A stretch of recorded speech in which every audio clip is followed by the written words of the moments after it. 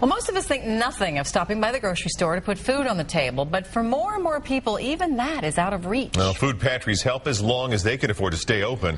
Chris Morrison takes us to a pantry that's struggling to hang on. Like all parents, Jenny Poley wants her family to eat right. She has 2 young boys and her husband has a full-time job, but she can't afford to feed them. It helps us a lot to be able to come here. Jenny is the face of hunger. They aren't homeless or unemployed, but they still need help. 2,000 people a month come to Just Food in Lawrence. The food pantry operates out of a rented warehouse. Their funding comes from federal and state grants, but that's about to dry up.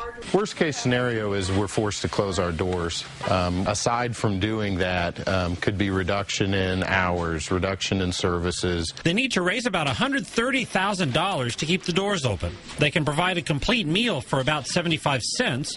Most of their budget pays for the building and 1 full-time staff member. Well, today, these items right here are... Phyllis Wilson has 3 teenage boys to feed. She says she can't even begin to think about what she would have to do if Just Food had to close. I know I would have to probably even go to another city or start depending on family and friends, the kindness of other strangers. It's kind of a bright spot in your day. It makes you feel better, not just feed your stomach. They cooperate with other food pantries in Lawrence to keep people fed, but since they're the largest pantry, losing Just Food would leave a big hole in the Douglas County safety net.